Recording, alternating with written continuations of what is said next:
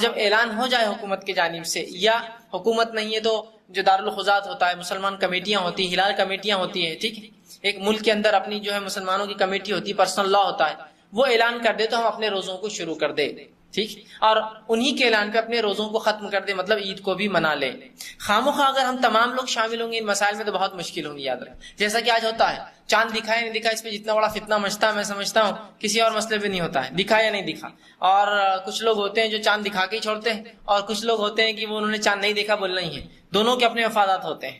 حتیٰ کہ اس حد تک یہ بات چلی گئی کہ کارپوریٹ جو میڈیا ورلڈ جو ہوتا ہے، جو تجارتی جو صنعت کار لوگ ہیں، بزنس مین ہیں، یہ چاہتے ہیں کہ عید کا چاند متعین ہو، طے شدہ ہو، وہ مسلمان لوگوں پر، ان کے علماء پر پریشرائز کرتے ہیں کہ بھائی چاند دکھاؤ، اس لیے کہ اگر مسلمان کے عید میں آگے پیچھے مسئلہ ہوا تو آدھی تجارت کا ان کا نقصان ہوتا ہے، معلوم، چاند رات کو اصل تجارت ہوتی ہے لوگوں کی، جو چاہتے ہیں کہ مسلمان عید طے کر لے گی کب ہو، چاند کے اوپر ڈیپینڈ نہ رہے تاکہ ہمارے بزنس پہ کوئی آنچ نہ ہے۔ اور ہم دیکھتے ہیں کہ بڑے بڑے شہروں میں وہ چاند دکھانے کی جو ان کی پوری کوشش ہوتی ہے کہ چاند دکھ گیا بول کر اعلان 8-9 بجے سے پہلے ہو جائے تاکہ مسلمان نکل کر سامان خریدے اور فروخت کرے، ورنہ اگر یہ لوگوں نے گڑبڑ کیا اور 12 بجے کے بعد اعلان ہوا تو ان کی آدھی تجارت مار کھا جاتی ہے۔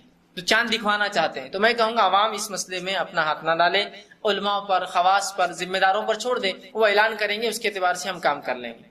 ہر شخص فرد شامل ہوں گا تو پھر سب کو چاند دکھتے ہیں، یہاں ہر شخص اسی گواہی دینا چاہتا ہے اور کتنے مسائل ہوتے ہیں آپ سب جانتے ہیں، تو لہٰذا اس کے لیے ذمہ داران ہوتے ہیں، ہم ان ذمہ داران پر یہ بات چھوڑ دیں، وہ چاند دیکھ کر ہمیں بتا دیں گے کہ روزہ کب شروع کرنا ہے اور بتا دیں گے کہ عید ہمیں کب کرنا ہے۔ لیکن مختصر سے کچھ باتیں سب علم کے لیے آپ کے سامنے رکھوں، یہ باتیں اس لیے بھی کہنا پڑ رہی کہ عوام شامل نہ ہو، میڈیا بہت آسان ہو چکا ہے، کمیونیکیشن بہت جو ہے آسان اور سستا بھی ہو چکا ہے، تو فوراً اگر کوئی مسئلہ بے درپیش ہوتا ہے کہ میں یہاں اورنگ آباد میں بیٹھے بیٹھے جو ہے دلی فون لگا، بھائی تمہارے پاس چاند دکھا گیا، حیدرآباد فون لگا رہا ہوں تو واپس دکھا گیا، بمبئی فون لگا رہا ہوں، سعودی عرب فون لگا رہا ہوں، بھائی چاند تو بہت سے مقامات پر دکھیں گا دنیا میں، سوال یہ میرے مقام پر دکھا کیا؟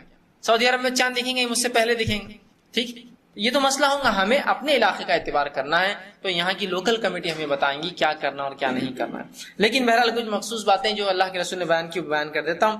رمضان کا چاند دیکھ کر آپ صلی اللہ علیہ وسلم روزہ رکھے اور چاند دیکھ کر جو ہے افطار کریں، مطلب چاند دیکھ کر شروعات کرے اور چاند دیکھ کر روزے کا خاتمہ کرے، ٹھیک، تو یہ موٹی موٹی باتیں ہیں جو رسول اللہ نے بتائی کہ چاند دیکھو تو شروع کر دو، اور جب چاند دکھ گیا تو جو افطار کر لو، مطلب روزے کو ختم کر دو، ٹھیک۔ تو یہاں دیکھنے کے الفاظ استعمال، یہ نہیں کہا کہ چاند کوئی دیکھ لے کہ ادھر دور سے کسی ملک سے خبر آ جائے، ہم کو دکھ گیا ہمارے علاقے میں، ہم نے اپنا روزہ رکھ لیا، جس کا علاقے میں بعد میں دکھیں گا وہ بعد سے روزہ شروع کریں گے۔ خود صحابہ کے دور میں ایسا ہوتا تھا کہ ایک علاقے میں چاند دکھتا دوسرے میں نہیں دکھتا، شام میں چاند دکھ جاتا تو حجاز میں نہیں دکھتا، مکہ مدینہ میں نہیں دکھتا، اور اس کے بعد وہ شام کے ایک دن بعد روزہ رکھتے، جبکہ شام کے لوگ ایک دن پہلے روزہ رکھتے۔ لیکن انہوں نے یہ نہیں کیا کہ شام میں اگر خبر پہنچ گئی تو کسی انسان کو بھیج دو یہ بھی خبر پالے اور یہ بھی رکھ لے، ٹھیک۔ تو بہرحال چاند دیکھے تو ہم روزہ رکھ لیں، چاند دیکھ کر افطار کر لیں، یہ بالکل صحیح ہے۔ اسی طرح اگر شعبان کا مہینہ ابار آلود ہو، آخری تاریخ ابار آلود ہو، موسم جو ہے بارش والا ہو اور چاند دیکھنا ممکن نہ ہو، تو 30 دن پورے کر لیں ہم جو ہے شعبان کے، اور اس کے بعد رمضان شروع کر دیں، سیدھی سی بات۔ یہی معاملہ رمضان کا ہوگا، رمضان میں اگر ابار آلود موسم ہو اور شک ہے کہ کیا ہے تو ہم رمضان کے 30 پورے کریں گے، پھر عید کر لیں گے، ٹھیک۔ اسی طرح شک میں بھی نہیں پڑنا چاہیے چاند دکھا یا نہیں دکھا۔ رسول اللہ صلی اللہ علیہ وسلم نے فرمایا ایک بار کہ لوگوں کو شک ہوا، شبہ ہوا کہ انہوں نے چاند دیکھا، تو کسی نے کہا یہ تو 3 کا چاند ہے، کسی نے کہا یہ تو 2 کا چاند ہے۔ جب عبداللہ ابن عباس رضی اللہ عنہ کے پاس پہنچے اور کہا کہ یہ مسئلہ ہوا کہ کسی نے کہا 3 کا چاند ہے، کسی نے کہا 2 کا چاند ہے، ہم کیا کریں اس مسئلے میں؟ تو عبداللہ ابن عباس رضی اللہ عنہ نے بڑی پیاری بات کی اور کہا اللہ کے رسول صلی اللہ علیہ وسلم نے فرمایا کہ چاند کو جب تم دیکھ لو تو شک میں مت رہو بڑا اور چھوٹا، اس لیے کہ اللہ تمہیں اسے دکھانے کے لیے بڑا کر دیتا ہے، ٹھیک۔ اگر ہم یقینی ہے کہ یہ چاند آج دکھا ہے تو آپ اس پہ شک مت کیجیے بڑا اور چھوٹا ایسا کب ہوتا ہے۔ مثال کے طور پر کسی کمیٹی نے کہا کہ چاند آج نہیں دکھا، چاند اب عید کل منائیں گے۔ اب ہم نے جب کل عید منائی، ٹھیک ہے، دوسرے دن منائی تو چاند تھوڑا بڑا دکھا، اب بڑا دکھا تو دیکھو دوسری کا چاند ہے، کل عید ہو گئی تھی، وہاں فتنہ چالو کہ آج کی درستی یا نہیں تھی، ٹھیک، کیوں تو چاند بڑا دکھ رہا ہے۔ تو رسول اللہ نے پہلے ہی بیان کر دیا اللہ تمہیں دکھانے کے لیے اسے بڑا کر دیتا ہے، شک میں نہیں ہونا چاہیے، کسی معاملے میں شک میں شریعت نہیں چاہتی، اللہ بڑا کر دیتا ہے تاکہ ہم دیکھ لیں۔ تو عبداللہ ابن عباس رضی اللہ عنہ نے جب یہ اختلاف دیکھا جو تابعین میں ہو رہا تھا تو کہا دیکھو کیا ہوا، تو کہا کسی نے کہا یہ چاند 2 کا ہے، کسی نے کہا 3 کا ہے، تو کہا شک میں مت رہو۔ رسول اللہ صلی اللہ علیہ وسلم فرمایا جب ایسا مسئلہ ہوا تھا کہ چاند بڑا اور چھوٹا ہونے شک میں نہ رہو، اس لیے کہ وہ تو اللہ تمہیں دکھانے کے لیے بڑا کر دیتا ہے، ٹھیک۔ تو یہ مسئلہ نہ ہو کہ عید کسی نے کہا کل کرو، آپ کے نزدیک عید کل ہونا چاہیے، انہوں نے کہا نہیں کل روزہ ہوں گا پرسوں عید کرو، جب پرسوں کے دن چاند دیکھیں گے مغرب میں تو بڑا دکھ رہا ہے، اب بولیں گے دیکھو یہ تو 2 کا چاند تھا، دیکھو فلاں کر دیے، یا جس دن دوسرے دن روزہ رکھ کر چاند دیکھا 30 جب پورے کیے تو چاند بڑا دکھ رہا ہے، بولیں گے ارے یار کل آج عید تھی اور دیکھو روزہ رکھوا دیا. اختلاف میں نہ جائے, اللہ ہمیں دکھانے کے لیے اسے بڑا کر دیتا ہے. ٹھیک, تو ہمارا کام یہ ہے کہ ہم ہلال کمیٹی پہ ڈیپینڈ رہیں, یا جو دارالخزات ہوتا ہے یا شرعی کمیٹیاں ہوتی ہے یا پرسنل لا ہوتا ہے وہ اعلان کریں گا, ہم اس اعلان کے مطابق کریں گے. اس لیے کہ عید جو ہے یہ اجتماعی عمل ہے.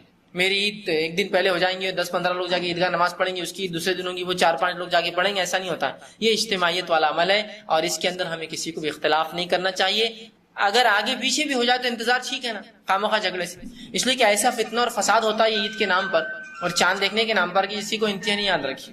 اسی کئی مثالیں بہرحال دی جا سکتی ہے کہ پچھلے کئی سالوں میں خود ہمارے شہر اورنگ آباد میں کیا کیا مسائل پیدا ہوئے, اور چاند دکھوانے کا کچھ لوگ عزائم کر کے آتے کہ آج تو دکھانا ہی ہے, اور کچھ لوگ چاہتے کہ نہیں اب تو 12 بج گیا, نہیں دکھا بھی ہوں گا تو نہیں دکھانا اس لیے کہ بزنس مار کھائیں گا, اب کل اس کو دکھائیں گے.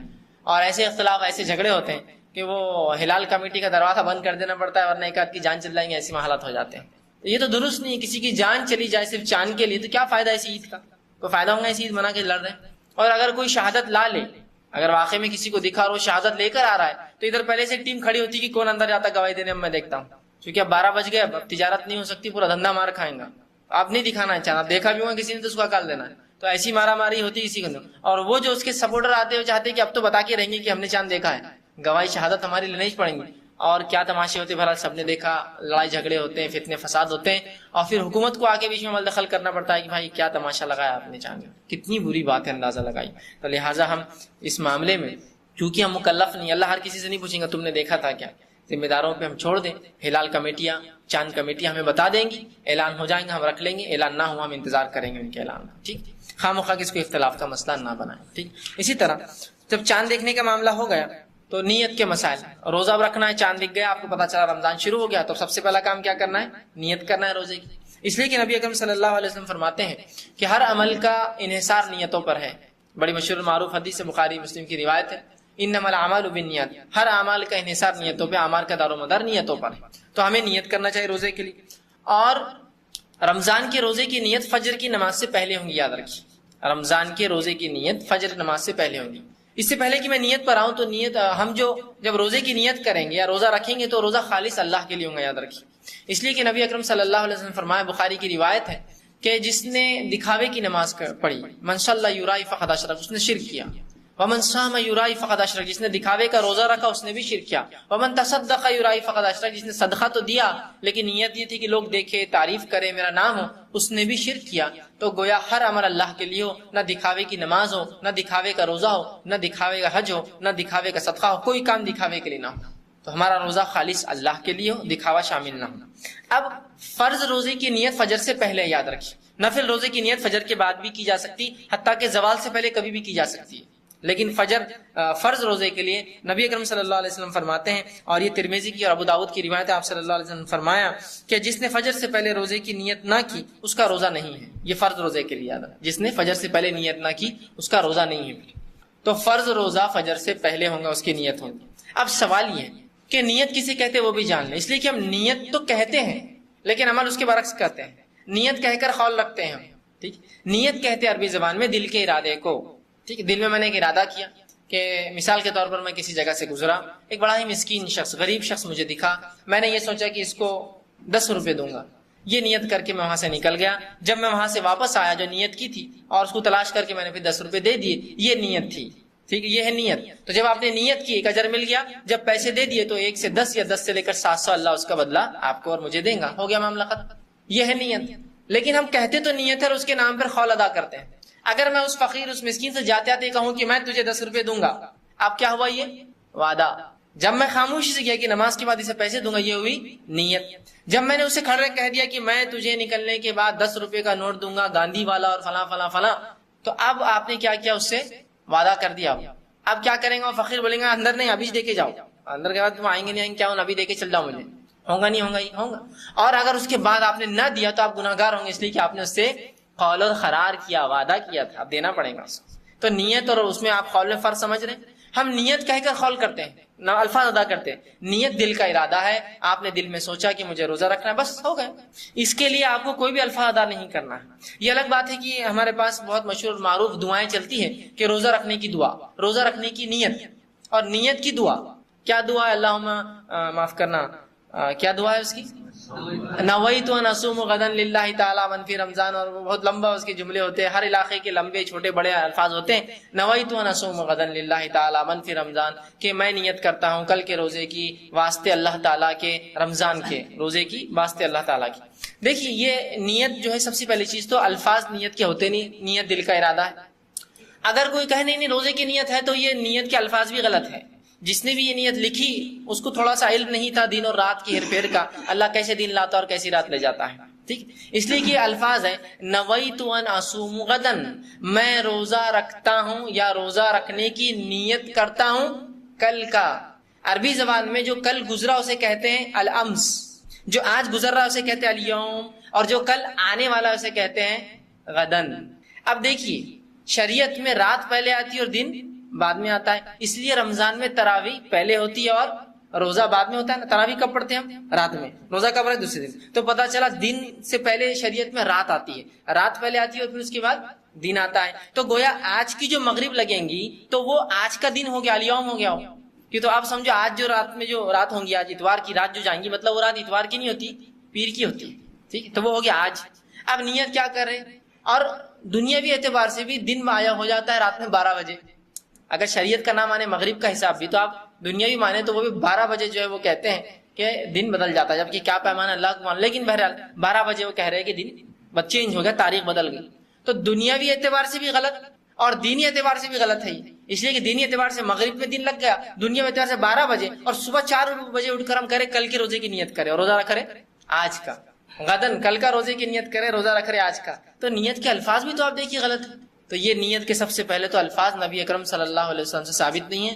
دوسرا یہ درست نہیں ہے، اس لیے کہ ہم نیت کی بات کر رہے ہیں اور نیت کے اندر الفاظ کا سوال ہی نہیں آتا. میں نے دل میں ارادہ کیا، معاملہ ہو گیا. میں گھر سے نکلا فجر کی نماز کے لیے، بس دل میں سوچ لیا ہوگی میری نیت. اب مجھے فجر کے لیے کوئی قول ادا کرنے کی ضرورت نہیں، وہ میرا دل کا ارادہ ہی میری نیت ہے. اور نیت اسی کو کہا جاتا ہے. اور رسول اللہ فرماتے ہیں نیت کا حال کسی کو نہیں معلوم ہوتا سوا اللہ کی، اور کچھ مخصوص فرشتے ہیں جو نیتوں کو اللہ تعالیٰ نے انہیں علم دے رکھا ہے کہ کوئی نیت کرے تو اجر لکھ دو، بس یہ 2 کو علم ہوتا ہے. تو وہ بھی اللہ نے اسے وہ پاور دیا اس فرشتے کو، ورنہ نیت کا حال اللہ کے علاوہ کوئی نہیں جانتا ہے. ٹھیک ہے، تو نیت دل کا ارادہ ہے. تو میں نے ارادہ کر لیا کہ میں رمضان آ رہے پورے رمضان روزے رکھوں گا، اور ہر روز آپ نیت کر لے کہ روزہ رکھنا ہے. صبح سحر میں اٹھنا ہے، سحر میں اٹھنے کا سوچا تو کیوں سوچا آپ نے؟ نیت روزہ ہے اس لیے تو اٹھ رہے ہیں آپ سحر میں، تو یہ نیت ہو گئی. اب خاص نہیں. اب چونکہ ہمیں عادت ہوتی ہے، ہمارے ماحول میں عادت ہے ہم کو نیت کی. لوگ پوچھتے نہیں پھر بھی کیا بولنا، دل میں کیا بولنا، دل میں کیا بولنا، دل میں سوچ لینا کافی، اس کو بولنا نہیں پڑتا ہے کچھ بھی. انٹینشن ہے، وہ انٹینشن سمجھے آپ، سوچ ہے خالی کہ آپ صبح اٹھنے کا سوچ لیے کیوں سحر کروں گا، کیوں روزہ رکھوں گا، ہو گیا ختم. آپ کچھ سوچنے کی ضرورت نہیں کہ سحر میں اٹھ کے خاص آپ دل میں سوچتے بیٹھے رہے کہ میں بھی سوچ رہا ہوں.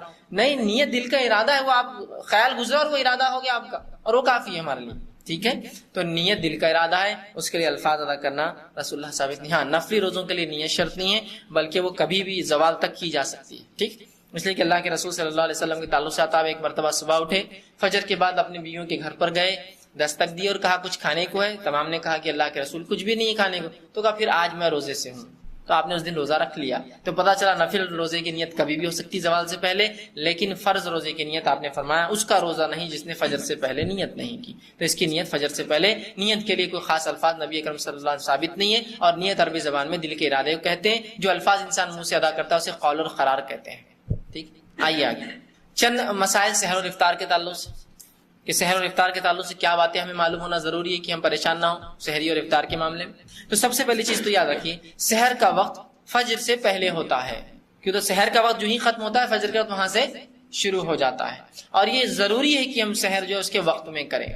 ٹھیک ہے، تو سحر کا وقت فجر سے پہلے تک ہوتا ہے. ابھی کب تک رہتا ہے تو اس کا پیمانہ بہت مشکل ہے. مختلف مقامات پر لوگوں نے ٹائم ٹیبل بنائے ہیں، چارٹس بنائے ہیں، نظام الاوقات بنائے ہیں. آپ اس کو فالو کیجیے، زیادہ بہتر ہے. ہر زمین زمانے کے علاقے سے سورج غروب اور نکلنے کا معاملہ الگ ہوتا ہے، لہٰذا فجر کا وقت بھی ہر جگہ الگ ہوتا ہے.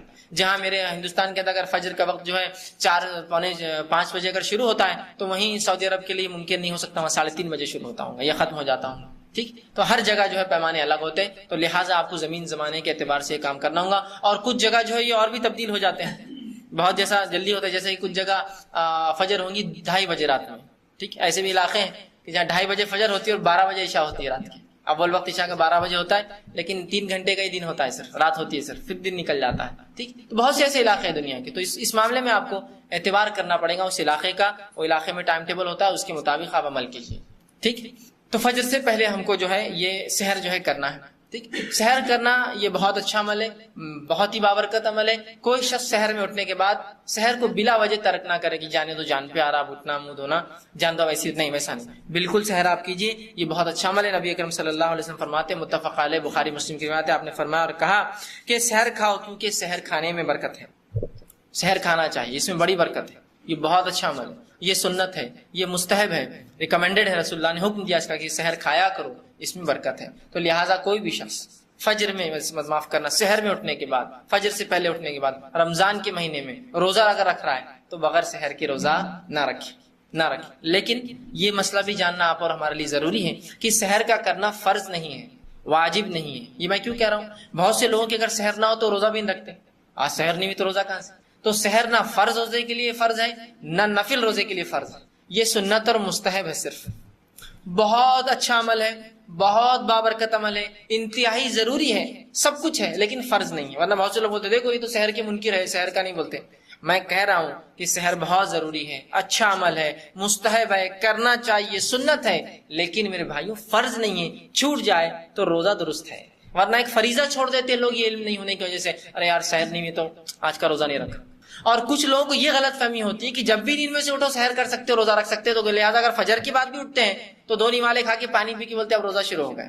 صرف ایک مسئلے کے لا علمی سے کہ سحر کرنا فرض ہے یعنی علم نہیں ہے. تو اب دو لوگ تفریق ہو گئے، ایک تو روزہ ہی نہیں رکھ رہے اور دوسرے رکھتے ہیں تو کیا کرتے ہیں. ایک صاحب نے مجھ سے سوال کیا وہ کہ آج کا روزہ تھوڑا میرا کمزور ہے. میں نے کہا روزہ کیسے کمزور ہو گیا آپ کا؟ جبکہ 9 بج رہے ابھی تو دن کے، اور کمزور کہاں سے ہو گیا؟ کیا کر لیا ایسا عمل جو کمزور ہو گیا؟ یا ٹوٹ جائیں گا، کمزور کیسا ہوگا؟ تو کہا وہ آج 7 بجے سحر کیا میں نے. جبکہ 7 بجے تو بالکل سورج نکل ہی جاتا کسی بھی حال میں. تو میں نے کہا 7 بجے آپ نے سحر کیوں کی اور کمزور روزہ، اور آپ کی سحر ہوئی آپ کو کیسا یقین ہے؟ تو دیکھیے اب روزے کے لیے سحر تو ضروری تھی، اور سحر تو جب نیند اٹھے تب ہوتی ہے. بولے تو میں 7 بجے نیند کھلی میری، آج فجر بھی نہیں ہوئی تو میں نے سحر کر کے روزہ رکھ لیا. آج کا روزہ آپ کا کمزور نہیں ہے، آپ کا آج روزہ ہی نہیں ہے. لا علمی دیکھیے انسانوں کیسا کرتی ہے. اور پتہ نہیں زندگی میں سے کتنے روزے انہوں نے رکھے تھے جس میں لیٹ اٹھے اور آرام سے سحر کر کے روزہ رکھا انہوں نے، چونکہ ان کے نزدیک سحر فرض تھی. اور یہ مسئلہ نہیں پتا کہ سحر فجر سے پہلے ہوتی ہے. ان کو لگا جب نیند جاگے سحر کرو روزہ رکھ لو. اور کتنے لوگ ایسے روزے رکھتے بھی، یاد رکھیے. اللہ حفاظت کرے ہماری. فرض اعمال میں یہ کوتاہی اللہ برداشت کرے گا، یہ لا علمی برداشت کے باہر ہے. کیوں؟ کہ اللہ رب العزت نے جب کسی عبادت کو فرض کیا تو اس عبادت کو تکمیل تک پہنچانے والے عمل کا جاننا بھی فرض ہے. تو نماز فرض ہے تو نماز کے مسائل جاننا بھی فرض ہے. روزہ فرض ہے تو روزے کے مسائل جاننا بھی مجھ پر اتنا ہی فرض ہے جتنا روزہ رکھنا اور عبادت اللہ نے فرض کی اتنا ہی فرض ہے. تو اگر کوئی کہے مجھے روزہ رکھنا معلوم صرف فرض ہے، یہ مسائل کا تو مجھے نہیں معلوم تھا، تو وہ بھی جو ہے نقصان میں ہے. کہ تو اللہ معاف نہیں کرنے والا، وہ روزے گئے ان کی نہیں، اللہ معاف نہیں کرتا. اس لیے کہ جب فرض قرار دیا تو فرض کو تو جاننا چاہیے نا. اگر میں آپ کو یہ کہوں کہ یہ موبائل یا یہ مشین ضروری ہے اگر آپ کو نوکری کرنا میرے پاس تو سیکھ کے آئیے، تو کتنا آدمی کرتا ہے؟ سب سے بالکل کن ذہن آدمی بھی جا کمپیوٹر سیکھ کے آتا ہے، اس لیے کہ اس کے بغیر جاب نہیں ملتی. کیسے سیکھتے اس کے مسائل کب بند ہوتا کب کھلتا کیسے؟ تو کیوں اللہ کے دین میں اتنا بھی وقت نہ ملا کہ روزے نماز زکوٰۃ حج جو فرائض تھے اس کے ہم احکامات اس کے علم رکھے کہ وہ کب ہوتے اور کب نہیں ہوتے، کیسے مکمل ہوتے اور کیسے ناقص ہوتے، کب ٹوٹ جاتے کب باقی رہتے، کیسے کمزوری آئے تو پورا کیا جائے. نہیں وہ کیا بس روزہ فرض تھا، نہیں، اس میں معافی نہیں ہے. آپ کے لا علم میں بیچارہ، نہیں معافی نہیں. اس شخص کو معافی ہے جو ثابت کرے اپنے رب کو، مجھے اور آپ کو نہیں، جو عقل سے کمزور تھا. اللہ یہ مسائل میرے کو نہیں سمجھتے تو میں نے بڑی کوشش کیا، تو اس کے رب کا اور اس کا معاملہ اللہ اس کا آئی کیو ٹیسٹ لیں گا، اس کا جانچ کریں گا. اور واقعی میں وہ کمزور تھا تو اس کا رب اس کو معاف نہیں، تجھے تو علم نہیں تھا، تو بہت جس کو تھا معصوم تھا، پاگل تھا، مجذوب تھا، جانتے تجھے مسئلہ. لیکن ہم سب عقل رکھ کر صرف دین اور شریعت کا علم نہیں حاصل کرتے، باقی پوری عقل ہے. تجارت کی بات کیجیے تو پوری تجارت کے اس کو معلوم کہاں لوپ ہولز ہوتے ہیں، کہاں کیسا ہوتا ہے، کہاں یہ ہوتا ہے کام ہوتا ہے. حتیٰ کہ جتنی چھوٹی تجارت اتنا زیادہ کمپلیکیٹڈ نالج لوگ رکھتے ہیں. معلوم آپ کہیں ایسا تو چھوٹی تجارت کمپلیکیٹڈ نالج. مثال کے طور پر کوئی انسان تجارت کر رہا ہے، بزنس ہے، اور کبھی تعلیم حاصل نہیں کیا، الیکٹریشین ہے، جتنا اس کا وہ ہے کمتر اس کا پیشہ ہے، اس کی مہارت اتنی زیادہ ہے اس کے اندر، اس لیے کہ اس کو معلوم دھکا لگا کہ اس کی موت رہتی تو اتنا ماہر رہتا، اس کو پتا ہے کہ اس کا علم نہیں کیسا ہو، لیکن اس کو معلوم یہاں لگا تو کرنے لگتا، یہاں نہیں کرنا، فیوز کا بارے میں کس نے بتایا، وہ سب نہیں معلوم، ایسا کرنا تو بچتے، نہیں کرے تو گڑبڑ ہو جاتی. دیکھیے علم کے اعتبار سے اس کا علم کم ہے، کام کے اعتبار سے اس کا کام چھوٹا ہے، لیکن کتنا کمپلیکیٹڈ نالج رکھتا ہے کہ ایسا کرنا پڑتا تو یہ ہوتا. بہت سے میکینکس ہوتے ہیں جو کبھی علم حاصل نہیں کرتے، نہ کوئی میکینیکل انجینئر ہوتے ہیں، نہ کوئی آٹو موبائل انجینئرنگ کرتے ہیں، لیکن صرف سیکھ لیتے ہیں اپنے استاد سے، برابر کرتے ہیں گاڑی درست. اور کوئی بہت بار تو بڑے بڑے انجینئروں کو سکھاتے ہو کیسا کام کرنا. تو انجینئر صاحب آتے ہیں، مشین لیتے ہیں اور وہ گن سے اسکرو فٹ کرتے ہیں. یہ لیبر بولتا ہے ویسا نہیں کرتے صاحب، 2 پیچ کم از کم اس کو ہاتھ سے دو، آپ مشین سے کریں گے ٹیڑھے پیچ جاتے اندر، ہاں غلط جاتے اسکرو اندر، پھر وہ برابر 2 دیتا ہوتا برابر. یار اس کو علم، اس لیے کہ اس کو پریکٹیکل نالج ہے فیلڈ کا. آپ دیکھیے تو جتنا چھوٹا پیشہ اختیار کرا اتنا کمپلیکیٹڈ نالج، علم نہیں بول رہا لیکن باقی سب علم ہے. بہت سے لوگ ہوتے ہیں مختلف تجارت کرتے ہیں مختلف اشیاؤں کی، جن اشیاؤں کو ایسی حالت میں بیچا جاتا ہے جو لکوڈ ہوتی ہے، طری کے فارم میں ہوتی ہے. دودھ بیچا جا رہا ہے، گیس تیل بیچا جا رہا ہے، پیٹرول بیچا جا رہا ہے، اور مختلف آئل بہت چیزیں بیچے جا رہے ہیں کمپلیکیٹڈ. لیکن برابر اس سے معلوم ہے کہ اس کو 2 نمبر کیسے کرنا ہے، اس کو بڑھانا کیسے. دودھ میں سیدھا پانی ڈالا، دودھ دکھ کر رہا تھا کسی پانی ہے، اس کا طریقہ اس کو معلوم کیسا ملانا پانی. گیس تیل پیلا اور سفید اور نیلا کیسا اس کو جو بیچنے کے لیے فرق کرنا ہے. حکومت نے نیلا گیس تیل نکالی اس لیے تاکہ یہ سبسڈی والا ہے، اور ایک عام گیس تیل آتا جو لال آتا، وہ گیس تیل ہوتا سفید، وہ وداؤٹ سبسڈی ہوتا ہے. اس کا ریٹ 18 روپے 20 روپے تو اس کی قیمت 40 روپے. اس کو پورا نالج ہے کہ یہ سفید کو پیلا کیسا کرتے، یا اودا بیچنا ہے تو اس کو سفید کر کے کیسا بیچنا. کمپلیکیٹڈ نالج ہے، حالانکہ اس کو بیسک علم نہیں. تو کیوں اللہ نہیں پوچھیں گا اس کا آئی کیو لیول کی تجھے اتنا تو علم تھا کہ کس طرح سے دنیا کے فائدے کے لیے کچھ کمانے کے لیے کریں، میرے دین کے لیے اتنا بھی تجھے وقت نہ ملا کہ چند موٹے موٹے مسائل جو فرائض کے معافی نہیں ہے کہ بولیں گا میں فجر میں اٹھ کے کھا لیتا تو اللہ معاف کر دے، نہیں کریں گا. اس لیے کہ جہاں فرض پہ عمل کرنا ضروری ہے اتنا ہی ضروری ہے اس فرض کو تکمیل تک لے جانے والے عمل پہ عمل کا علم ہونا ہے. ٹھیک ہے، تو سحر مستحب اور سنت ہے، فرض نہیں. لیکن میں یہ دعوت نہیں دے رہا ہوں کہ آپ سحر چھوڑیں، بالکل کیجیے، لیکن چھوٹ جائے تو روزہ رکھ لیجیے، کوئی مسئلہ نہیں. اب آپ کہیں گے میں تو سحر میں اٹھا ہی نہیں، پھر میرا کیا؟ تو آپ سوئے تھے تو نیت کی تھی نا سحر میں اٹھنے، کیوں نیت کی تھی کہ روزہ رکھوں؟ تو نیت ہو گئی، آپ کا روزہ درست ہے. یہی تو نیت ہے کہ آپ سوئے تھے اسی نیت سے کہ میں فجر کا روزہ رکھوں گا، فجر میں اٹھ کے روزہ رکھوں گا، لہٰذا فجر سے پہلے سحر کروں گا، لہٰذا آپ کی نیت ہو اور اسی نیت پہ آپ روزہ مکمل کر سکتے. ورنہ پھر لوگ وہاں رک جاتے ہیں، میں تو نیت نہیں کی، فجر کا وقت بھی آ گیا اور سحر بھی نہیں ہوئی، پھر کیا کرنا؟ تو آپ کی نیت بھی درست ہے، بغیر سحر کے روزہ بھی آپ کا نفل بھی درست ہے اور فرض بھی درست ہے، لیکن بے جا سحر کو چھوڑنا اچھی بات نہیں ہے، یاد رکھیں. ٹھیک. اسی طرح رمضان مبارک میں فجر میں اٹھانے کے لیے اذان دینا یہ بھی سنت ہے. اللہ کے رسول صلی اللہ علیہ وسلم کے تعلق سے آتا ہے، مسلم کی روایت ہے، آپ صلی اللہ علیہ وسلم نے فرمایا کہ جب ام مکتوم اذان دے تو تب تم سحر چھوڑو، اس لیے کہ وہ فجر کی اذان دیتے ہیں، اور جب بلال اذان دے تو اپنا کھانا پینا نہ چھوڑو، بلال یہ سحر میں اٹھانے کے لیے اذان دیتے ہیں. تو پتہ چلا رسول اللہ کے دور میں 2 اذانیں ہوتی تھی. بلال رضی اللہ عنہ ایک اذان دیتے تھے، دوسری اذان ام مکتوم رضی اللہ عنہ دیتے. تو رسول اللہ نے فرمایا صحابہ سے دیکھو جب بلال اذان دے تو کھانا پینا مت روکو، ہاں جب ام مکتوم اذان دے تو کھانا روک دو، اس لیے کہ وہ فجر کی اذان دیتے ہیں. فجر کا وقت مطلب تب شروع ہو جاتا ہے. تو پتہ چلا رسول اللہ کے دور میں اٹھانے کے لیے بھی سحر میں اذانیں دی جاتی تھی. ایک بالکل مطہرہ پاک سنت ہمارے پاس موجود ہے فجر میں سحر میں اٹھانے کا طریقہ. اب یہ سنت کو ہم چھوڑ کر پتہ نہیں کیا کیا طریقہ ہے، یہ بدنصیبی ہے اس امت کی کہ ایک سنت موجود ہونے کے بعد بھی پتہ نہیں کیا کرتی ہے، ڈھول بجا رہے ہیں. جس شریعت میں جس آلات کا بجانا ہی حرام ہے اس کو بجا کر آپ ایک عبادت کے لیے لوگوں کو اٹھا رہے ہیں. کوئی ڈھول بجا رہا ہے، کوئی چمٹے بجا رہا ہے نا، اس پہ گھنگرو لگے ہوئے ہوتے ہیں، بجاتے گھومتا ہے. کچھ لوگ آ کر ایسے دستک دے رہے ہیں ساہوکار آیا وصول کرنے پورے پیسے، اور جب تک جاتے نہیں، جب تک یا تو دروازہ نہیں ٹوٹتا یا تو اندر سے آدمی گرتے پڑتے آ کے بولتا نہیں اٹھ گئے بھائی ہم جاؤ یہاں سے، جب تک وہ مارتے کھڑا تھا دروازے کے پر اٹھے گا، اور جب یقین ہو گیا اس کو آپ اٹھے تبھی آگے بڑھتا ہے. یا پھر کچھ لوگ کھمبوں کو بجاتے ہیں، الیکٹرک پولز پہ مار رہے ہیں، ایک موٹی راڈ لاتے لوہے کی اور اس پہ مارتے ہیں جس سے بہت تیز آواز ہوتی. ظاہر سی بات ہے اس سے عوام کا جو املاک ہے، پبلک پراپرٹی کا نقصان ہوتا ہے. کبھی غلطی سے اللہ نہ کرے ارتھنگ اتری ہوئی اس پول کے اندر اور تم لوہے کا ڈنڈا اس پہ مارو گے، اللہ حفاظت کرے، کیا حال ہوگا؟ غلط بھی ہے نا، ایک املاک پبلک پراپرٹی آپ ایسا نہیں کر سکتے. حکومت خیر آپ کو چھوٹ دے رہی ہے، لیکن اگر کوئی اس کو پکڑے تو اس پہ فائن لگے گا اس کے اوپر کہ وہ غلط کام ہے. پبلک پراپرٹی ہے، کارپوریشن کا حق ہے اس پہ، اس کو آپ مار نہیں سکتے اس طرح سے. اور اس سے لائٹیں بند ہوگی تو اس کا نقصان رات میں کون برداشت؟ کچھ ہم کو اس کی پرواہ نہیں، بس اپنا طریقہ ہے، ڈھول بجا رہے ہیں، تاشے بجا رہے ہیں، تالیاں بجا کے اٹھا رہے ہیں، چیخ رہے ہیں، چلا رہے ہیں کہ کا نام دیا ہے، سب کچھ ہو رہا ہے، سوائے اس کی کہ سنت مطہرہ پاکیزہ سنت ہے وہ چھوڑ کے سب کریں گے. وہ نہیں، سائرن بجا رہے ہیں، سائرن نہیں تو سائرن کی آوازیں ریکارڈ کر کے بجا رہے ہیں. سبحان اللہ. مسجدوں سے سائرن جب بج سکتے ہیں تو کیا اذان نہیں دی جا سکتی اسی مسجد سے؟ ختم ہوا تمہارا سحر کا وقت تو سائرن بج رہا ہے، تو کیوں اٹھانے کے لیے اذان نہیں دے سکتے اور ختم کرنے کے لیے اذان نہیں دے سکتے آپ کہ بھائی پہلی اذان دی جا رہی ہے جو 3-3:30 بجے دی جا رہی ہے، سب کو علم ہے کہ فجر کی اذان نہیں، اور دوسری اذان دی جا رہی ہے جب سب کو علم ہے کہ اب دوسری اذان فجر کی ہوتی ہے 4:30 بجے 4:45 کو. لیکن ہم جو ہے سنت کو اختیار کرنے کا ہمارا کوئی موڈ نہیں ہے ابھی، فی الوقت جو چل رہا ہے وہ چلنے دینا ہے. ہاں اس کے بعد دوسرے مسائل میں جہاں سنت جو چیز ثابت بھی نہیں، ہمارے بڑے بولتے بلکہ اس کے لیے جان دینے کو ہم تیار ہیں. بڑوں نے کہا کیسے غلط ہو سکتا ہے؟ سنت دیکھیں گے، مصلحت ہے، حکمت ہے، حالات نہیں ہے، لوگوں کو اتنا علم کہاں ہے، وہ کہاں سمجھ پائیں گے کہ فجر کی اذان ہے سحر کی؟ سوال یہ ہے کیا آپ نے لوگوں کو علم دیا؟ لوگ بڑے ہوشیار ہیں، وہ آپ سے بھی ہوشیار ہے۔ علماء جو اپنے آپ کو ہی خالی ہوشیار سمجھ، لوگ ان سے بھی ہوشیار ہوتے ہیں۔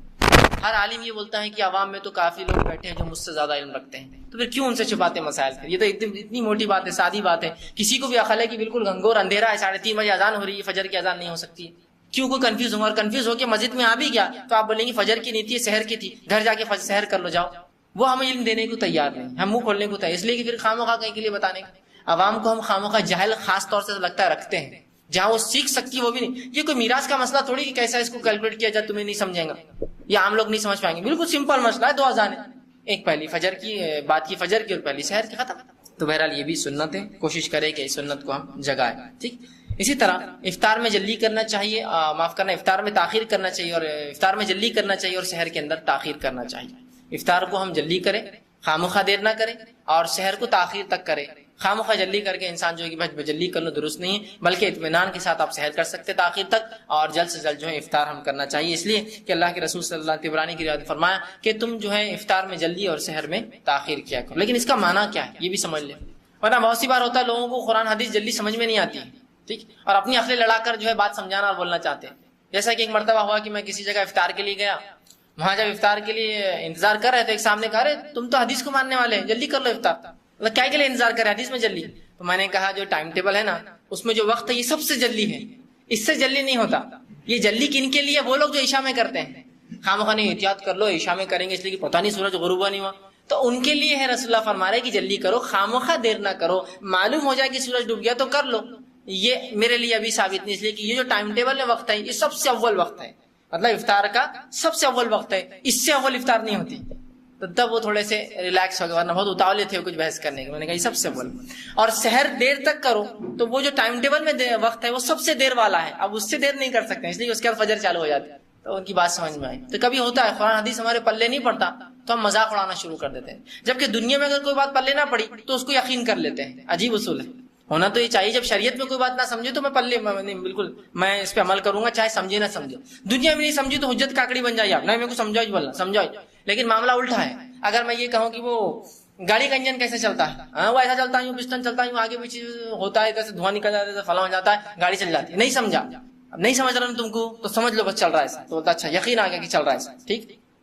اچھا اب دینی مسئلہ کہ نہیں رسول اللہ نے فلاں فرمایا، نہیں یہ تو عقل میں نہیں آ رہی بات، نہیں یہ تو سمجھ میں نہیں آ رہا ایسا کیوں ہے، نہیں یہ تو عجیب ہی دکھ رہا میرے کو، یہ تو سوال یہ تیری عقل اتنی کہاں اونچی ہے کہ تو سمجھ پائے اس چیز کو؟ تو یہ کہے کہ میری عقل میں بات نہیں آ رہی ہے، اللہ توفیق دے کہ اس بات کو میں سمجھ سکتا، نہ کہ یہ کہ اس کا مذاق اڑائے۔ تو جب دنیا میں ہم کو کوئی بات نہیں سمجھتی ہے نا تو اس کو یقین کر لیتے کہ ایسا ہو رہا ہوگا، لیکن دین میں نہ سمجھے تو دین پہ الزامات شروع کر دیتے ہیں۔ تو کہا جلدی کر لو آپ، تو میں نے کہا حدیث میں معنی یہ ہے سمجھنے کی کوشش کریں، سمجھیے چیزوں کو، جلدی اور دیر سے مراد کیا ہے سمجھ رہا؟ تو افطار میں جلدی سے مراد وہ سب سے اول وقت ٹائم ہے، اس سے جلدی مت کیجیے، وہ سب سے اول وقت لکھا گیا ہے سوائے 1 منٹ کے پلس مائنس کے ڈفرنس ہے، اور شہر کا وقت ہمارے علاقے کے ٹائم ٹیبل کے اعتبار سے 5 منٹ کا پلس مائنس ڈفرنس سے کیا جاتا ہے، ٹھیک۔ تو بس اتنا ہی فرق آپ کر سکتے، اس سے زیادہ نہیں ہوگا، ٹھیک۔ تو شہر میں آپ کوشش کریں کہ تاخیر تک کرے، آخر وقت تک آرام سے کھائے، اور افطار میں جو ہے جلدی کرنے کی خامخواہ تاخیر نہ کرے، پتہ نہیں ہوا نہیں ہوگا، احتیاط احتیاط، اور پھر یقین ہو جائے جب 1 آدھ گھنٹہ ہو گیا تو نہیں اب ہوا ہوگا، تو خامخواہ دیر نہیں کرنا چاہیے، ٹھیک۔ اسی طرح اگر آپ سحر کھا رہے ہو اور اچانک اذان ہو جائے سحر مطلب یا سحر کا وقت ختم ہو، اذان تو چونکہ آج کل نہیں ہوتی فجر کی یا سحر کے اعلان کے لیے، اب وقت ختم ہو گیا، یہ اذانیں جس جگہ ہوتی ہے اذانیں ہونا شروع ہو گئی کہ سحر کا وقت ختم ہو، فجر کی اذانیں شروع ہو گئی، تو ایسے وقت اگر آپ سحر کر رہے ہو تو اچانک سحر نہ چھوڑیں۔ رسول اللہ نے فرمایا اگر تم میں سے کوئی شخص کچھ پی رہا ہو، کچھ کھا رہا ہو اور اذان ہو جائے مطلب فجر کا اعلان ہو گیا تو فوراً ترک نہ کر دے، بلکہ جو ہاتھ میں اسے کھا لے۔ تو یہ اس کا معنی یہ ہوا کہ آپ سحر کر رہے تھے، منہ میں ایک نوالا ہے آپ کی، اذان شروع ہو گئی تو بس جلدی سے وہ نوالا لیجیے، 1 آدھ باقی ہو تو اس کو صاف کر لیجیے، فوراً پانی پیا اور معاملہ ختم، مطلب بالکل یہ جلدی جلدی ہو جائیں گا، ٹھیک ہے، یہ معنی ہے اس کا۔ لیکن اس کا یہ ہرگز یہ معنی نہیں ہے کہ ابھی 3 چپاتی لے کر میں بیٹھا ہی تھا اور اذان شروع ہو گئی تو رسول اللہ نے فرمایا جو ہاتھ میں پہلے لے لے یا جو تری تیرے ہاتھ میں پی لے تو بس اب میں تھوڑا سا 3 روٹی کھا کر کروں گا، نہیں، معنی یہ جو بس ہاتھ میں اور کھانا خاتمے پہ آپ کا، اب فوراً اس کو ختم کر دیجیے اور اس کو نپٹا لیجیے اور کلی کر لیجیے، یہی اس کا معنی ہے کہ اگر ایک اچانک نہ چھوڑے، اچانک سے مراد کیا، پانی پی رہے تھے، اذان ہو گئی مطلب سحر ختم ہو گئی تو اچانک نہ چھوڑ دیں، آپ سن کے حکم کے مطابق بات ہے کہ اس پانی کو پی لے، آگے اب دوسرا پانی نہ لے، معاملہ ختم ہو گیا۔ نوالا کھا رہا تھا، اس کو نگل لے، یہ ہاتھ میں تھا، منہ میں ڈال لے، اب اگلا نوالا نہیں لوں گا، اب جا کے کلی کا دوں. یہ معنی ہے اس کا کہ اچانک ایک نہ چھوڑ دے بلکہ پی لے. اللہ کے رسول صلی اللہ علیہ وسلم فرماتے ہیں، اور ابو ہریرہ رضی اللہ عنہ اس حدیث کے راوی ہیں، ابو داؤد کی حدیث، آپ نے فرمایا جب کوئی آدمی اذان سنے اور پینے کا برتن اس کے ہاتھ میں ہو تو فوراً نہ رکھ دے بلکہ اپنی ضرورت کو پورا کر لے. برتن آپ کے ہاتھ میں، آپ پانی پی رہے ہیں، دودھ پی رہے ہیں، ٹھیک، چائے پی رہے، تھوڑی سی بچی ہے، فوراً ڈال لے اور کلی کر لے. اس کا مطلب یہ نہیں کہ آپ آرام سے، بلکہ فوراً کر لے، اچانک اس چیز کو رکھنا دے، اپنی ضرورت پوری کر لے اور پھر کلی کرے اور چلے جائے فجر کے لیے. ٹھیک، تو یہ اس کا معنی ہے. اسی طرح افطار کے لیے غروب آفتاب شرط ہے. ٹھیک، اب یہ سحر کے لیے بھی فجر سے پہلے شرط ہے. فجر مثال کے طور پر گھڑی بند ہو گئی، آپ اٹھے اور گھڑی میں 4 بج رہے تھے، آپ نے کہا ماشاءاللہ دیر ہوئی لیکن ٹائم پر اٹھ گئے، 4 بج رہے، کھانا کھا لیا اور پتا چلا جب تو 5 بج رہے تھے، اور اورنگ آباد میں 5 بجے سحر کا وقت ختم ہو جاتا ہے، تو ظاہر سی بات آپ کا روزہ ہوا نہیں. غلطی سے بھی اگر وہ ہوا تو بھی آپ کا روزہ اس دن کا نہیں ہوا، آپ کو بعد رمضان اس روزے کی ایک قضا رکھنی ہے. اسی طرح افطار کے لیے غروب آفتاب، سورج کا ڈوبنا شرط ہے، لہٰذا سورج ڈوبنے سے پہلے غلطی سے کھا لیا تو بھی آپ کا روزہ ٹوٹ جائے گا اور بعد رمضان اس کی قضا کرنی ہوگی. یہ کہاں ہو سکتا ہے؟ مثال کے طور پہ آپ گھڑی آدھی ہے آگے رکھنے کی 10 منٹ، اور ایسی جگہ جہاں مسلمانوں کی تعداد نہیں ہے، آپ سفر کر رہے ہیں، ہاتھ میں کچھ ہے یا آفس میں ہے، آپ کو لگا رہے 7-10 تو ہو گئے، اور وہاں میں 7-10 وقت ہے سحر افطار کا، اور آپ نے کھا لیا اور بعد میں یاد آیا کہ گھڑی تو 10 منٹ آگے تھی، ابھی تو غروب آفتاب نہیں ہوا تھا، لہٰذا اس روزے کو آپ کو پھر دہرانا پڑے. غروب آفتاب شرط ہے. یہ مسئلہ ان لوگوں کے لیے بھی ہو سکتا ہے جو اورنگ آباد کا ٹائم ٹیبل لے کے بمبئی چلے جائے، وہاں 10 منٹ کا فرق ہوتا ہے، تو یہ بھی اورنگ آباد کا ٹائم ٹیبل لے کے آپ کلکتہ گئے اور اس کے حساب سے روزہ نہیں چلیں گا، اس لیے کہ وہاں 1 گھنٹے کا فرق اورنگ آباد کلکتہ کے اندر، ممبئی اور وہاں 10 منٹ کا فرق ہوتا ہے. ٹھیک، تو یہ فرق کو سمجھے. تو آپ کو جس زمین پر ہو وہاں کے اعتبار سے غروب آفتاب، سورج کا ڈوبنا افطار کے لیے شرط ہے. یہ مسئلہ ان لوگوں کے لیے ہو سکتا ہے کہ جو سفر کر رہے ہوں. غروب آفتاب کا وقت ہے 7:10 اورنگ آباد میں، آپ اورنگ آباد سے فلائٹ پکڑی بمبئی کے لیے، اور جو ہی 7 بجے فلائٹ نے اوپر لیا سورج دکھنا چالو ہو جاتا، وہ غروب نہیں ہوا ہوتا، اس لیے کہ آپ الٹے سم جا رہے ہیں جہاں سورج دیر سے تاخیر سے غروب ہوتا ہے. تو جیسے ہی جہاز چلتا جائے گا الٹا، اتنا روزہ آپ کا لمبا ہوگا، اس لیے کہ اب 7:10 پہ افطار نہیں کر سکتے، اس لیے کہ سورج ابھی غروب نہیں ہوا.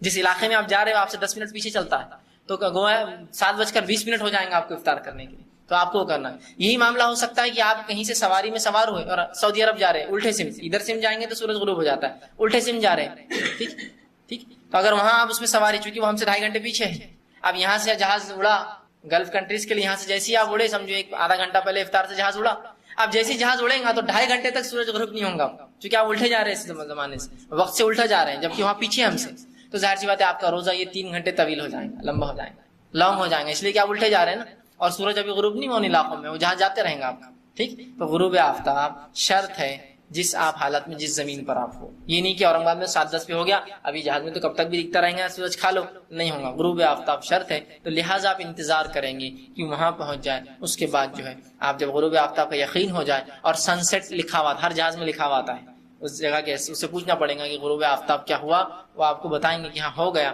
بلکہ پروویژن بھی ہوتا ہے جہاز میں، وہ کھجور لا کر دیتے ہیں لوگوں کو، جب سن سیٹ ہو جاتا ہے جہاز میں جس بھی پوائنٹ پر لا کر دیتے ہیں، کہ اکثر لوگ سروس دیتے ہیں جہاز والے کہ بھائی غروب آفتاب ہو گیا، آپ جو روزہ افطار کر لیں.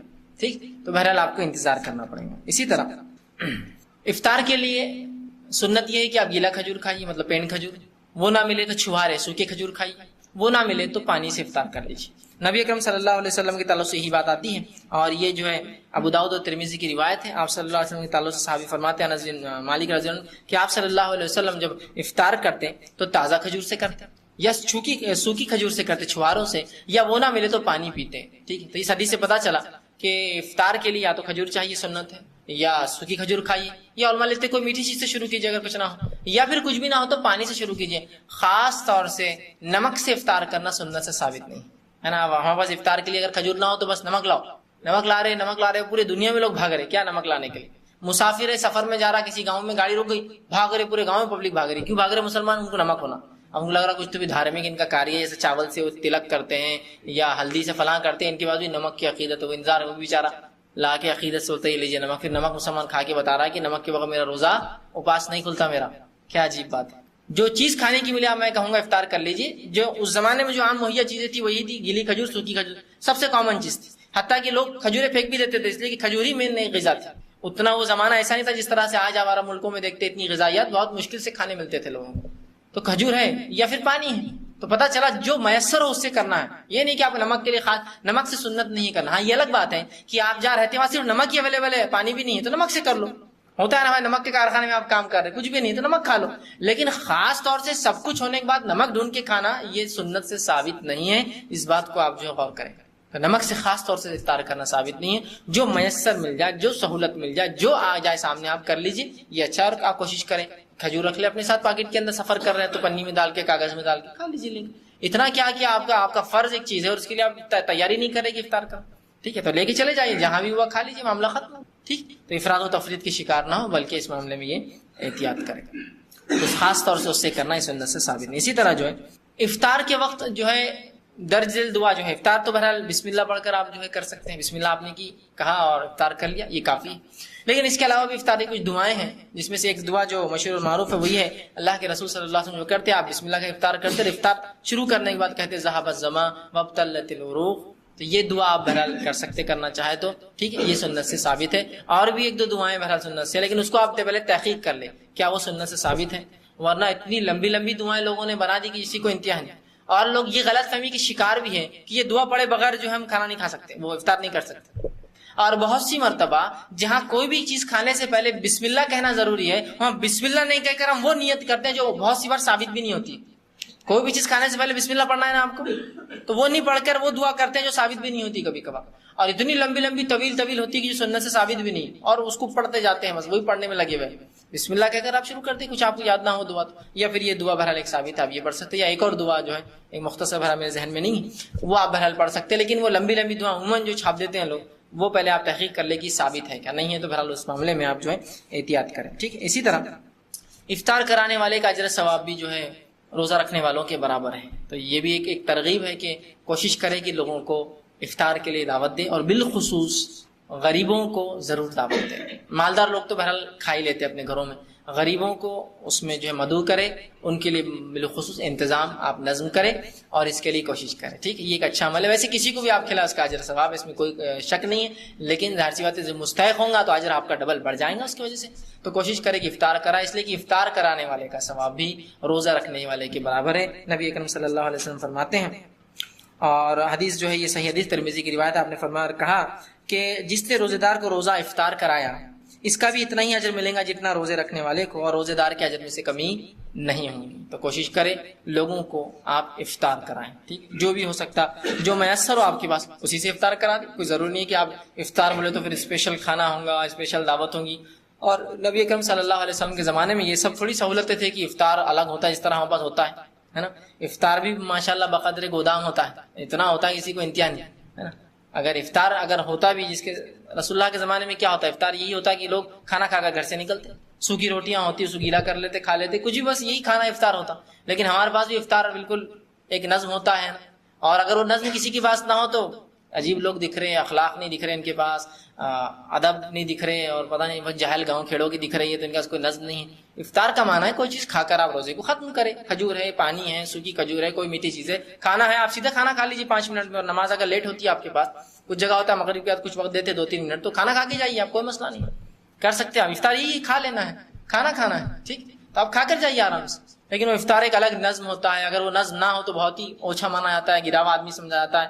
پھر وہ نظم بھی ماشاءاللہ خوب زبردست ہوتا ہے. اس کے بعد پھر کھانا، مغرب سے بعد پھر کھانے کا ایک نظم ہوتا ہے، وہ بھی خوب لمبا چلتا ہے. اس کے بعد پھر تراویح کو جاتا ہے. تراویح کے تعلق سے بہت عجیب عجیب باتیں لوگ لکھتے ہیں، حالانکہ نہ اس کے فضائل تھے، نہ اس کا یہ کبھی اس کا مسئلہ حل تھا کہ تراویح کی نماز مسلمانوں کو رمضان میں اللہ نے اس لیے فرض کی کہ کھانا ہضم ہو جائے. لیکن جن پر یہ نماز دی گئی تھی، کیا وہ کھانا ملتا بھی تھا ان کو پیٹ بھر کھانے کو؟ جو بھی تراویح پڑے وہ لمبی لمبی اور اس کا مقصد ہو کہ کھانا ہضم ہو. یہ آپ کہہ سکتے ہیں کہ ایک فائدہ مسلمانوں کو جو ہو جا رہا ہے وہ یہ ہے کہ خوب کھا لیتے ہیں تو تراویح میں کھڑ رہے کہ وہ ہضم ہو جاتا ہے. لیکن کیا یہ تراویح کے مقاصد ہوں گے کہ خوب کھانا کھاتے تو تراویح اللہ نے رکھ دی اور کھڑے رہو اس میں اور کھانا ہضم کرو؟ کیونکہ جن لوگوں نے تراویحاں پڑھی جہاں رسول اللہ کے ساتھ صحابہ نے پڑھی، وہ تو بہت بھوکے لوگ تھے بیچارے. کبھی تو یہ ہوتا کہ اگر افطار کر لیتے تو شہر میں کھانا نہیں ہوتا، وہی افطار چلتی تھی دوسرے دن کے لیے، مطلب وہی کھانا جو ایک کھا لیا تو دوسرے دن پھر روزہ رکھتے تھے. یہ حالت. یا کسی کو میسر ہوتا تو بہت مشکل کی وہ سحر کر لے تو پھر افطار میں نہیں ہوتا تھا. تو کیا وہ لوگ اس لیے تراویحاں پڑھیں گے کہ ان کا کھانا ہضم ہو؟ تو بولنے والے بھی تھوڑا سا تمیز رکھ کر بات کرے، دیکھ سنبھل کی بات کرے کہ یہ اس کا نہیں اللہ نے فیوچر کا سوچ لیا تھا کہ ٹھیک ہے فیوچر، لیکن جن لوگوں پر وہ حالات گزر رہے ہیں، میں یہ کہوں کہ انکم ٹیکس لاگو کرنا اگلے لوگوں پہ جو مالدار ہوں گے، تو لہٰذا غریبوں سے لینا شروع کر دو پہلے. کوئی بولیں گا ظلم ہے یار، ہم غریب ہیں، ہم سے مت لو، جب ہوں گا جب لکھ کے رکھ دو کہ جب لینا، ابھی سے ہم پہ ظلم مت کرو، سوال ہی نہیں آتا۔ اس کی کیا فائدے ہیں یہ اللہ رب العزت جانتا ہے، ٹھیک ہے، اور آخرت میں کیا اجر ملیں گے اللہ ہی بہتر جانتا ہے ہمیں، لیکن چونکہ رسول اللہ کی سنت ہم پاتے ہیں، ہم اس پر عمل کرتے، معاملہ ختم ہے، پھر چاہے کھانا ہضم ہو یا نہ ہو۔ کہ تو کچھ لوگ تو اتنا کھانا کھا کے جائیں گے کہ تراویح 8 20 40 رات بھر بھی پڑے تو کھانا ہضم ہونا نہیں ہے ان کا، ہوتا ہے نا، اس لیے کہ رمضان یہ فاسٹنگ کا نہیں فیسٹنگ کا منتھ ہے ہمارے لیے، یہ روزہ رکھنے کا نہیں، خوب کھانے پینے کا مہینہ ہے، تو ظاہر سی بات ہے کہاں سے آدمی کو کھانا ہضم ہوگا جو ایک مرغی کھا لے مغرب کے جا کر مسجد سے باہر نکل کے نماز پڑھ کے، اور پھر نماز کو جا کہاں سے ہضم ہو رہی ہے اس کی رات بھر میں، ٹھیک ہے، پھر تیار ہے وہ صبح کھانے کے لیے، تو یہ مہینہ اس کا نہیں یاد رکھی کھانے پینے کا، تو تراویح کا نہ کوئی کھانے پینے سے لینا دینا ہے نہ اس کا، لیکن کوشش کرے کہ افطار ضرور کروائے، مسکینوں کو غریبوں کو یہ زیادہ مستحق ہے، اس کے علاوہ محتاج ہے، مسافر ہے، رشتہ دار ہے، پھر مالدار ہو غریب ہو، کوئی بھی دوست احباب ہے ضرور کیجیے، لیکن ایسا نہ ہو کہ دوست احباب سب کو تو ہو رہا ہے بس ان کو حق نہیں مل رہا جن کو ملنا چاہیے، جو ویسے ہی پریشان حال ہے ان کا وہ دیتے ہیں، جھوٹا بچتا ہے اپنی دعوتوں کا، جبکہ ان کو تو اچھا کھلانا چاہیے اس لیے کہ ہم تو اچھا کھاتے ہی، اور ایک عجیب مزاج ہے لوگوں کا، جو خود کھاتے پیتے گھر کا ہوتا ہے اسی کو کھلانا چاہتے ہیں، منسٹر صاحب آ گئے پوری دنیا اس کو کھلانا چاہتا ہے، اور وہ بیچارہ بیمار ہے اس کو گوشت کھانا ڈاکٹر نے منع کر دیا، بولا نہیں میرے کو نہیں چلتا، نہیں نلی لایا نہیں میرے کو نہیں چلتا، نسے لا رہا نہیں میرے کو نہیں چلتا، گرم روٹی نہیں گرم میرے کو پرہیز ہے، میرے کو ٹھنڈا ہی چلتا، میں اچھا تھا نہیں وہ تری میرے کو نہیں، کچھ بھی بیچارے کو بالکل ایسا کھانا ہونا جو چوتھا بچتا آخر جو بچ جاتا نا وہ کھانا اس کو ہونا، اور اس کو پوری دنیا دینا چاہتی۔ اب جو بیچارہ غریب ہے وہ سب کچھ کھا سکتا، ذرا رکو بعد میں آنا نا، ابھی سے کئی کو آ گئے اس کو کم بوٹیاں ڈالو، اس کو علی کئی کو دے رہے ہو، غریبوں کو جس کو ویسے ہی بیچارہ مستحق ہے اس کو دینا چھوڑ کر ہم اس کو کھلانا چاہتے ہیں جو ویسے ہی کھایا پیا ہوا ہے، اپنے گھر سے کھاتے پیتے مالدار ہے، لے سکتا ہے، نعمتیں دے سکتا ہے، بہت سی بات نعمتیں کھا لی اللہ نے اس پہ، نعمتیں جو ہے بیماری کی وجہ سے جو اس کو ممنوع ہے اس کو ہم کھلاتے ہیں، جو مستحق ہے اس کو نہیں کھلاتے ہیں، وہ مستحق ہے ان کو عزت دیجیے آپ، اس لیے کہ باقی لوگ تو کھا ہی رہے ہیں، ان کو آپ خراب کھانا دیتے دعوت کے بعد، جبکہ مستحق تھے کہ جو ہے وہ اچھا کھانا کھائے، کوشش کیجیے کہ ان کا آپ حق ضرور غریبوں کا رکھیں اور کھلائیں۔ اب روزے کی رخصت کن لوگوں کو ہے، کون لوگ روزہ چھوڑے، کون لوگ روزہ چھوڑ سکتے ہیں، کن لوگوں کو روزہ نہ رکھنے کی سہولت شریعت نے دی ہے، اس لیے کہ روزہ تو ہم پہ فرض ہے، لیکن شریعت میں ہر بار ایکسیپشنل ہوتا ہی ہے، مستثنا ہوتا ہی ہے، کہ شریعت کچھ لوگوں کو باہر کر دیتی کہ بھائی تم لوگ مت رکھو، اس لیے کہ تم میں فلاں نہیں، طاقت نہیں، سکت نہیں ہے، ٹھیک ہے، تو اسی طرح کن لوگوں کو جو روزے کی رخصت ہے۔ اب میں وہ باریک باریک باتیں نہیں لوں گا کہ جو بالغ نہ ہوا، جو پاگل ہے، اتنی تفصیلات میں فقہ کی جانے کی ضرورت، موٹی بات کی جو بالغ ہے وہ روزہ رکھیں گا، ان میں کون لوگ ہیں جو ایکسیپشنل ہوں گے، مستثنا ہوں گے، تو پہلا مسافر، ٹھیک، مسافر جو ہے، مسافر کو اختیار ہے چاہے تو روزہ رکھے چاہے تو روزہ چھوڑ دے، ٹھیک، یہ اختیار ہے اس کو، ٹھیک، اس لیے کہ اللہ رب العزت میں قرآن میں بھی یہی بات فرمائی اور کہا کہ جو رمضان کا مہینہ پائے وہ فلیصم، وہ روزہ رکھے، ومن کان مریضا او علی سفر فعدۃ ایام اخر، لیکن اگر تم میں سے کوئی بیمار ہو یا مسافر ہو تو اسی گنتی بعد رمضان کے پوری کرو، سورہ بقرہ سورہ نمبر 2 آیت 185۔ تو بہرحال ہمیں بھی چاہیے کہ سفر میں چاہے تو روزہ رکھے چاہے تو ہم چھوڑے، اس کا ہمیں اختیار ہے، ٹھیک، یہ ہمیں رخصت ہے، لیکن اپنے سفر کو بہانہ نہ بنائے دوسروں کے لیے۔ نبی اکرم صلی اللہ علیہ وسلم نے ایک مرتبہ دیکھا کچھ لوگ ایک انسان کو ڈھکے ہوئے ہیں، سب سایہ دے رہے ہیں، آپ پہنچے، کہا کیا بات ہے، تو کہا اللہ کے رسول یہ روزے سے ہے اور سفر کی تکلیف سے برداشت نہیں ہوتا، آپ نے فرمایا سفر میں جو تکلیف برداشت نہ کر سکے اس کے لیے روزہ رکھنا کوئی نیکی نہیں ہے، اس لیے کہ روزہ اس نے رکھا اور تکلیف سب کو، سب سایہ دے کے کھڑے، تو کہا سفر میں جب کوئی رکھ نہ سکے روزہ تو روزہ رکھنا کوئی نیکی نہیں ہے بھائی، کوئی اس کا فائدہ نہیں، اس لیے کتنوں کو تکلیف ہوئی، اور بہت سے لوگ سفر میں روزہ رکھتے ہیں خاص طور سے، اور پھر شروع ہو جاتے ہیں میرا بیگ اٹھاؤ، میں روزے سے ہوں، میرا یہ کرو، تم نے روزہ نہیں رکھا تم یہ کرو، مطلب اس کو ہمال بنا دیتے اور خود، ایسا روزہ کوئی نیکی نہیں ہے۔ بہت سے لوگ روزہ رکھ کر کیا کرتے ہیں معلوم، آپ جائیے گورنمنٹ آفیسز میں، میں فلاں صاحب کا ہے جو مسلمان ہے، صاحب نہیں آیا آج، کیوں، اپاس ہے ان کا، تو کس پر احسان کیا آپ نے روزہ رکھ کر، ایسا روزہ کوئی نیکی نہیں ہے کہ آپ تنخواہ تو اٹھائے مہینے کی برابر اور کام نہ کرے اس لیے کہ آپ اپاس روزے سے ہے، یہ کوئی نیکی نہیں ہے ہمارے لیے، نہ وہ نوکری کا وہ تنخواہ آپ کے لیے حلال ہوں گی لینا اس مہینے کی اگر آپ چھٹیاں مارتے ہیں، اور نہ ہی جو ہے آپ کا یہ بولنا، اس لیے کہ کیا تصور دینا چاہ رہے ہیں آپ دنیا میں کہ اگر مسلمان روزہ رکھیں گے تو گویا 120 کروڑ کی آبادی پوری ناقص اور جو ہے ناکارہ بن کے بیٹھیں گی پورے روزے کے اندر، یہ آپ تصور دے رہے ہو کہ اب ایک صاحب ہے وہ روزے نہیں رکھتے تو ایسے 10 مسلمان آ جائیں گے تو بڑا غلط کر دیں گے پورے ڈپارٹمنٹ کا کہ یہ روزے رکھیں گے تو ہم پہ احسان کریں گے، عادت ڈال جائیں گے، ہاف ڈے چھٹیاں ماریں گے، نہیں، کوئی نیکی نہیں ایسا روزہ آپ کا جس میں آپ دوسروں پہ احسان جتائے کہ میں روزے سے تو میرا کام کر، ایکسٹرا کام کر، میرا حمالی کر، میرا بوجھ کر، میرے پہ سایہ کر، میرے کو پنکھا دے، کوئی نیکی نہیں، پھر یہ طاقت ہے رکھیے، طاقت نہیں پھر چھوڑ دیجیے، یہ آپ کا اللہ کا معاملہ ہے۔ پھر رسول نے فرمایا کہ مسافر کو حق ہے، اچھا سفر میں چاہے تو آپ رکھے چاہے تو آپ چھوڑے، یہ بھی اختیار ہے۔ نبی اکرم صلی اللہ علیہ وسلم کے ساتھ صحابہ فرماتے ہیں ہم رمضان کے اندر ایک جہاد کے لیے نکلے اور کچھ نے روزہ رکھا کچھ نے توڑ دیا، نہ روزہ رکھنے والوں نے نہ توڑنے والوں کچھ کہا، نہ توڑنے والوں نے رکھنے والوں کچھ کہا، جس نے توڑا اس نے اس لیے توڑا کہ اس کو کمی محسوس ہو رہی تھی, کمزوری محسوس ہو رہی تھی, اور جہاد میں انسان کو طاقت لگتی ہے. جس نے نہیں توڑا اس نے نہیں اس لیے نہیں توڑا کہ وہ اپنی پوری طاقت اور توانائی رکھ سکتے تھے اور ان کو یقین تھا کہ ہم اس حالت میں بھی لڑ سکتے ہیں. تو رسول اللہ نے نہ ان کو برا بولا, نہ ان کو, نہ اس صحابی نے اس صحابی کو برا بولا, نہ اس صحابی نے اس صحابی. تو گویا پتا چلا مسافر چھوڑ سکتا. دوسرا, مریض کو اختیار ہے کہ وہ روزہ چھوڑے, چاہے تو رکھے, یہ اختیاری مسئلہ ہے. اگر لگتا ہے بیماری زیادہ بڑھ جائیں گی تو چھوڑ دے, لگتا ہے کوئی مسئلہ نہیں, انشاءاللہ کوئی اتنا بڑا مسئلہ نہیں, ایک وقت کی دوا آگے پیچھے ہونے سے کچھ نہیں ہوتا ہے, رکھ لوں تو کوئی مسئلہ نہیں.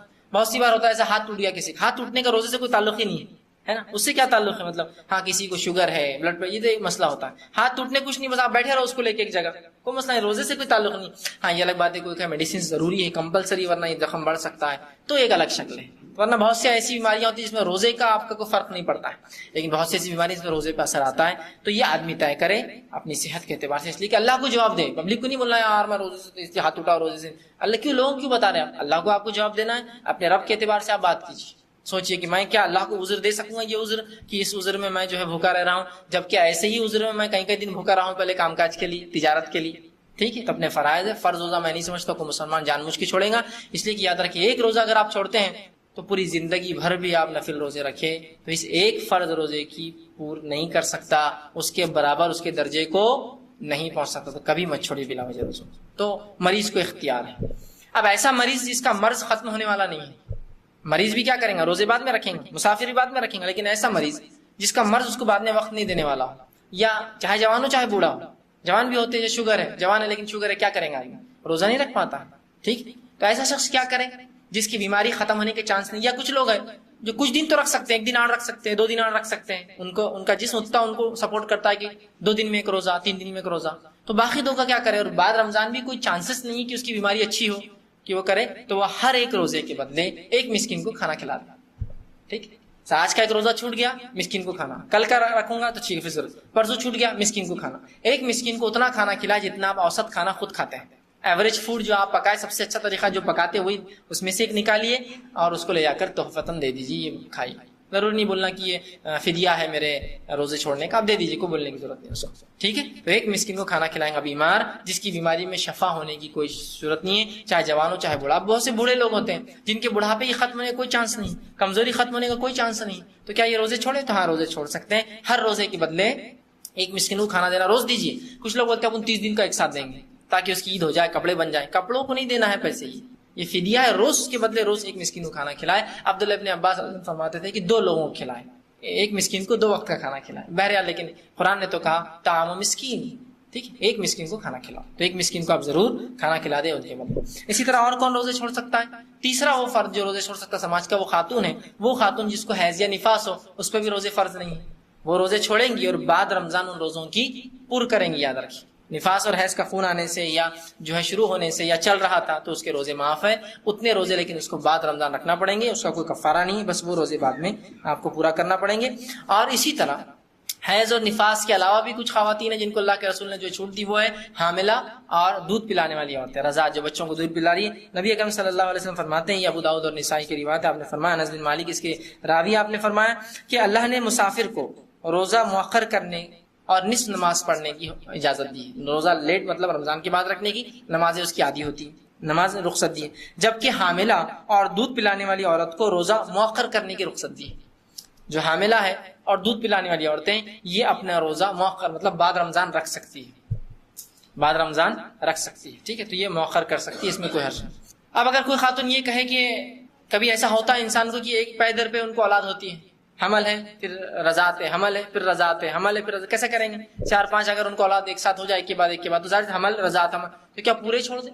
اور ظاہر سی بات ہے اب اتنے جمع ہو جائیں گے تو کیا یہ پورا کر سکیں کبھی زندگی میں, ممکن نہیں ہوتا ہے. ٹھیک, تو اس تعلق سے علماء کہتے ہیں کہ ہر روز کے بدلے ایک مسکین کو وہ بھی کھانا دے دے جو عورت یہ جان چکی کہ پہلے ہی کافی روزے اس کی چھوٹ چکے ہیں. مثال کے طور پر پہلے بچے کے حمل تھا, ٹھیک ہے, اب حمل ظاہر سی بات ہے وہ رمضان چلے گی, پھر رضاعت آ گئی 2 سال چلے, پھر دوسرے بچہ پیدا ہو گیا تو اس کا حمل تھا, پھر اس کی رضاعت شروع ہوگی, پھر تیسری اولاد ہوگی اس کا حمل رضاعت, تو ظاہر سی بات ہے کہیں روزے چھوٹ گئے. اب کیا ممکن ہے کہ اتنے روزے 120 150 180 روزے وہ رکھے, 4 5 7 8 سال کی جمع ہو جائے, نہیں ہو سکتا.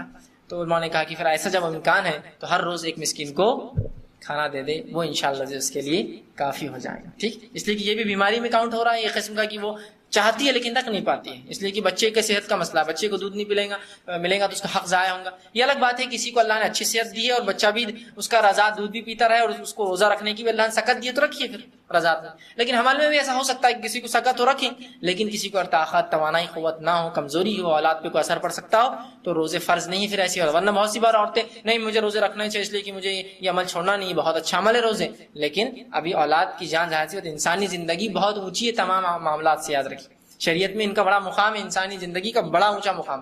اس حد تک انسانی زندگی کو شریعت نے مقدس سمجھا کہ نبی اکرم صلی اللہ علیہ وسلم کے دور میں خاتون آئی جو زانیہ تھی، زنا، اور زنا کی سزا ہم سب جانتے کیا ہے، لیکن اس نے کہا اللہ کے رسول، اس زنا سے میرا حمل ٹھہر گیا ہے، تو رسول اللہ نے کہا پھر تو اب تجھے سزا نہیں دی جا سکتی ہے، یہ بچے کے پیدا ہونے کے بعد ہی سزا ملے گی تجھے، جا۔ وہ گئی، پھر وہ اولاد پیدا ہوئی، پھر آئی اور کہا اللہ کے رسول آپ سزا دے دیجیے، تو کہا ابھی اس کا حق ہے تجھ پر، جب یہ کھانے پینے لگے جب آ، پھر وہ گئی اور بچے کو ساتھ لائی، جبکہ اس کا دودھ چھوٹ چکا تھا، وہ کھاتا پیتا تھا، اس نے رسول اللہ کے سامنے سے کھانے کی چیز دی، اس بچے نے وہ چیز کھائی، اللہ کے رسول کو اطمینان ہوا، آپ نے کہا کہ اس بچے کو لے لو اس سے، اور اس عورت کو سنسار کرنے کا حکم دیا گیا، اسے قتل کر دیا گیا۔